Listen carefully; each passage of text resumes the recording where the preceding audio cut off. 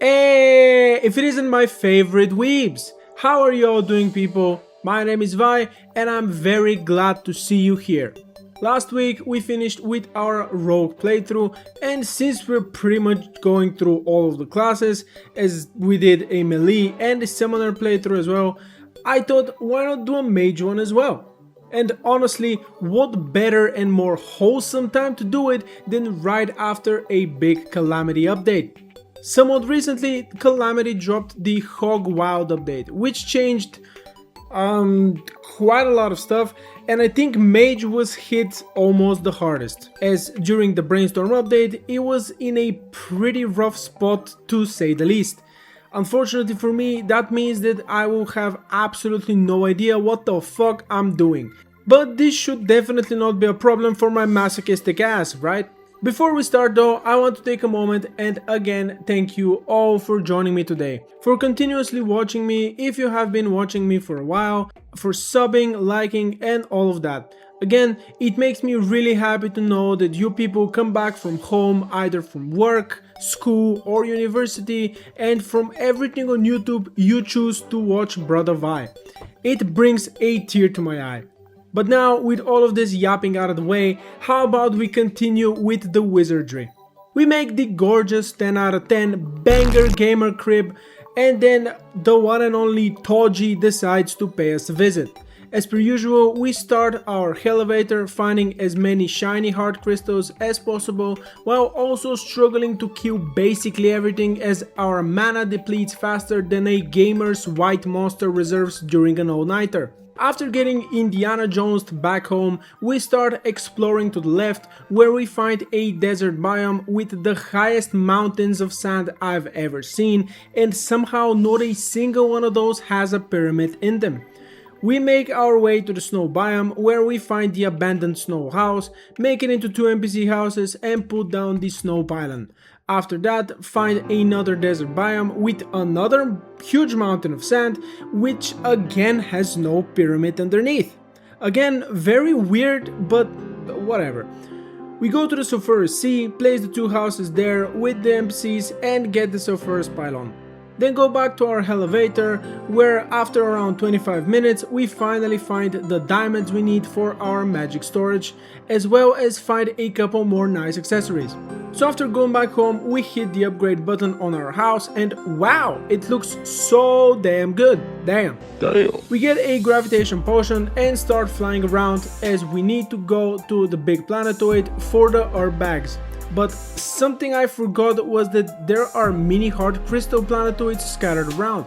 So keep that in mind, guys. If you haven't maxed out your life and you have a couple of graph potions, just go to space, as it's much easier.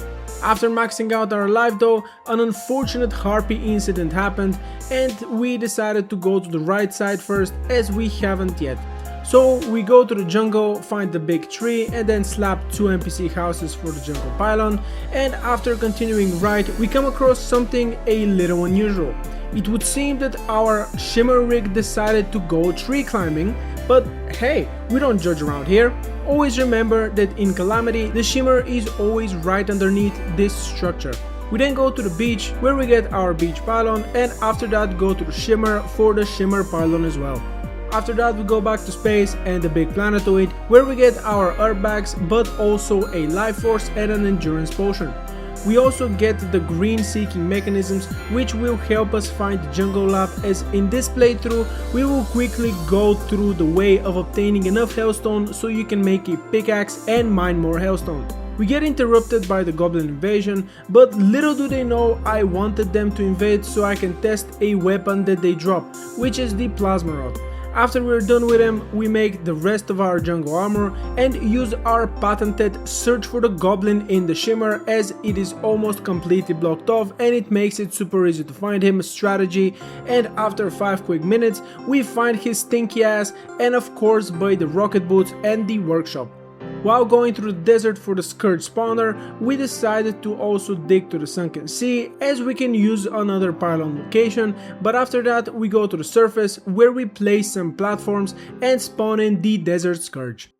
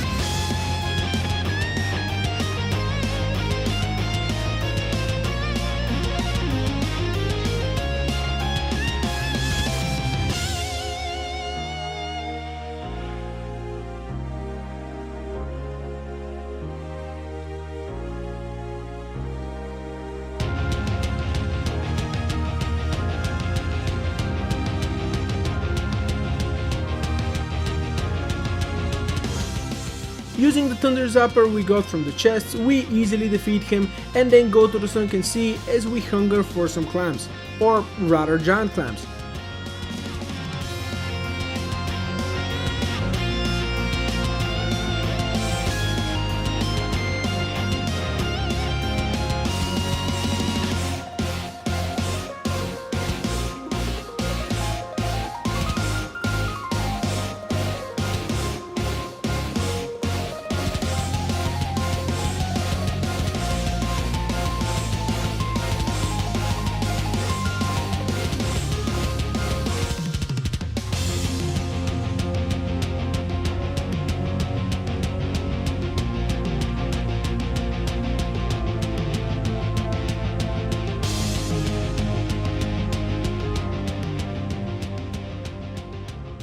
But after that we go to the Crimson in order to get our Crimson Effigy. Later on we will also make the Corruption Effigy as well, but one bad thing about them is that they nerfed them in this new update, which does suck, but I guess they were pretty good, so honestly pretty fair. One thing we forgot to do earlier was putting 2 more houses in the Brimstone Crags for the pylon there, and of course put the Angler where he belongs, after which we go towards the bridges, as next to them there are chests that contain goodies, but most importantly Hellstone bars. And for our last teleportation stop we go to the Profane Garden, in which lies the Wayfinder. If you don't know what it does, it allows you to mark a spot where your character is, and once you teleport away you can use the item again to go to the marked spot, which never disappears. Being in the garden means that the Hell Lab is nearby, so we head to it, go to the first turret, go down a little, and next to the chest that contains the Murasama there are 5 Hellstone bars you can mine. Now the only thing left for us is to charge the green seeking mechanisms, and while we're waiting for it to charge, let's make the fledgling wings and make 2 new weapons, those being Frostbolt and Veering Wind, and let's use them to fight the Eye of Cthulhu.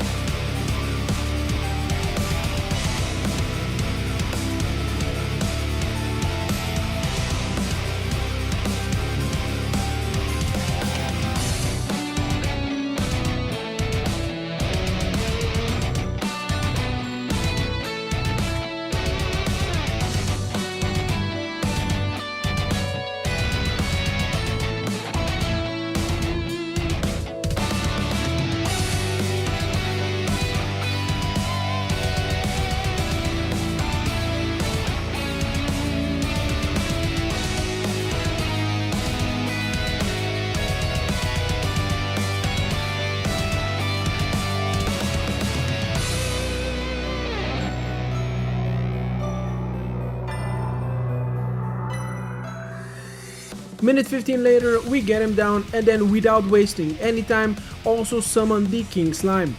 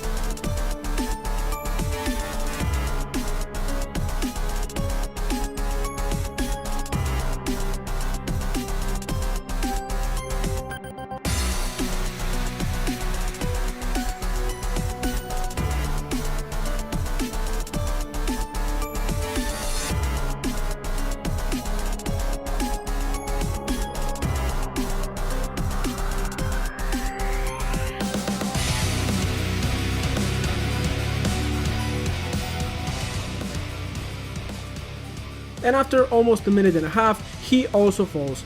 Now with our mechanisms all charged up, we can take it to the jungle and search for the lab. And after less than 2 minutes we find the lab and loot it for the red seeking mechanisms, which give you the rest of the hellstone bars you need after you shimmer them. And now after making our pickaxe we go on a quick hellstone mining session, and after 5 minutes we go back home to make the flare bolt and the hellwing staff.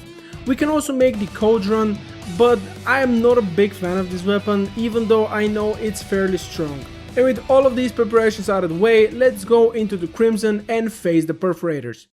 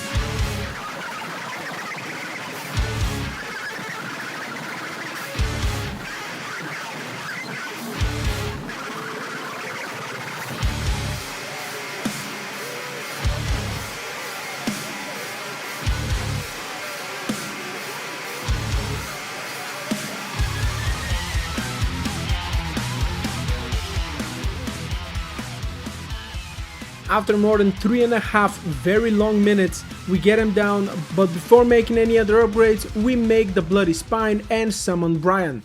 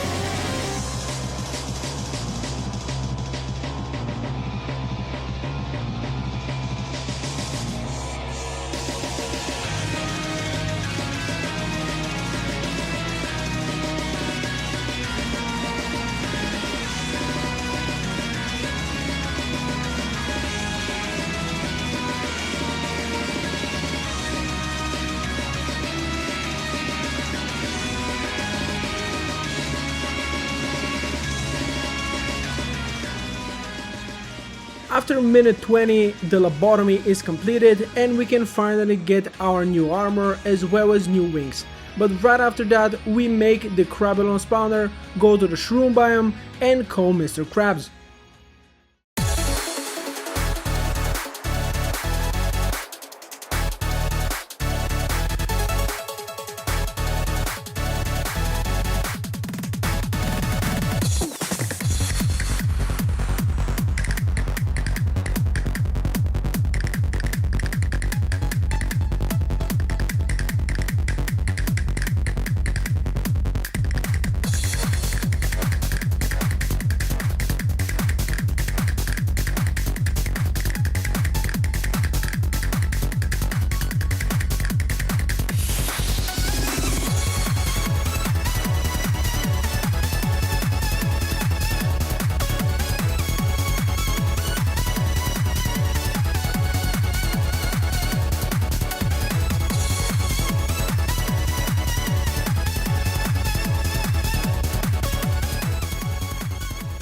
After we send him back to the Krusty Krab, we head to the jungle and to the mini Plantera biome, where we clear it up, put some torches around, make a good tunnel to a nearby hive, and then summon the Queen Bee.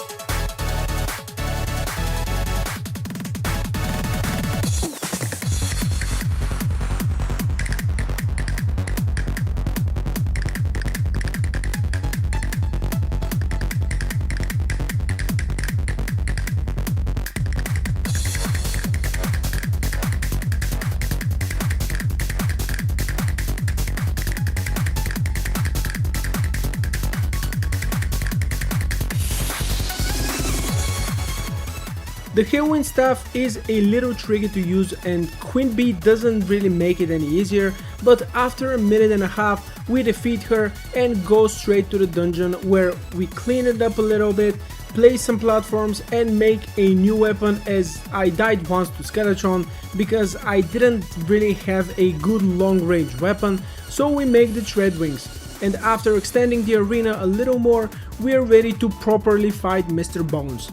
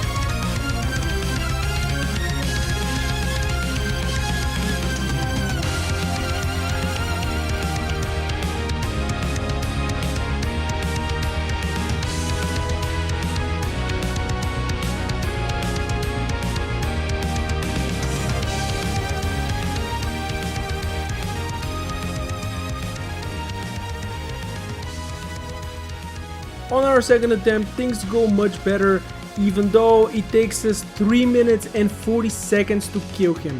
That, I'm pretty sure, is my longest Skeletron fight ever, but it's all good. Surely that won't be the case later on as well. Anyway, after we defeat him, we make the Magnet Flower, as using mana potions on my own is quite annoying, but also because we can switch Maggie for it, as it can make our lives a little easier. And after reforging everything to Lucky, as I think crit is still the best, we place some more platforms above our base and spawn in Slime God.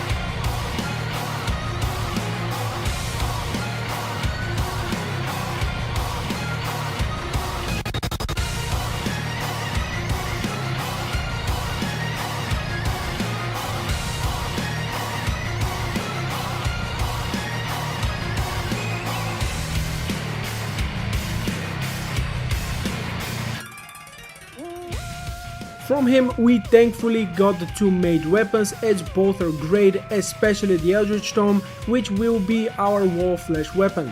Besides that, we also make the Stargell armor, but first we almost forgot a boss, but luckily I remembered.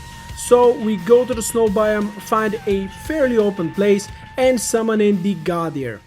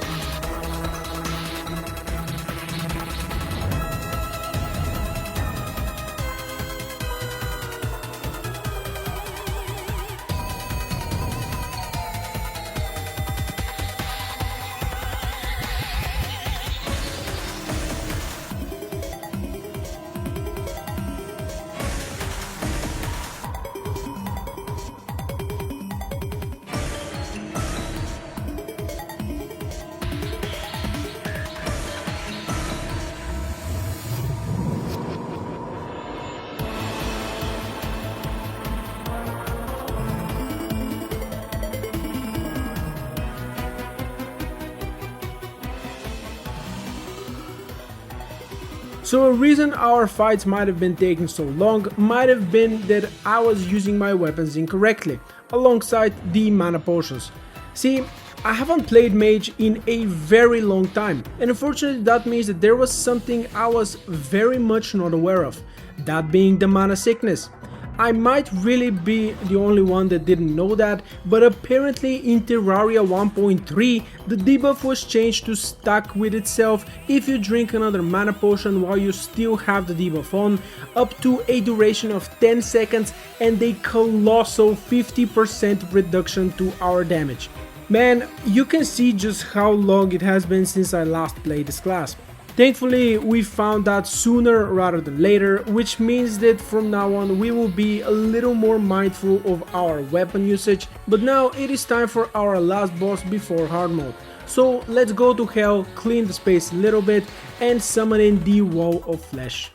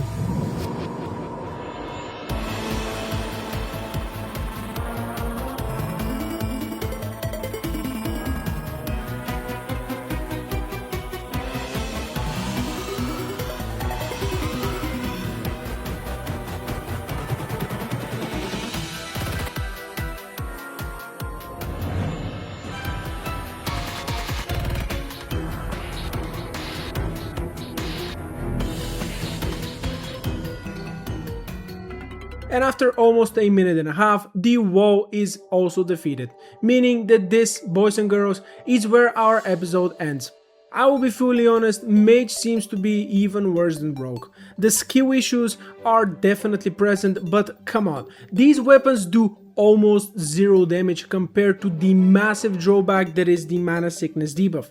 I do know that near the end game things will get much better, but I hope that the mid game, or rather hard mode, is not as bad as pre-hard mode has been so far. I want to thank you all for watching today's episode. If you liked it, make sure to fireball that like and subscribe button so you don't miss out on any future episodes. Feel free to leave a comment, whether if it's you flaming me for not knowing what the fuck I'm doing, not gonna lie, completely reasonable, or if it's just a simple hi. There will be links to all of my social media as well as the Patreon. You guys already know. If you wish to support me further, join that as well. With all of that being said, I very much appreciate you for joining me today. I hope you have enjoyed it and I hope to see you all in the next video. A little crippled and clueless Avatar Vi out.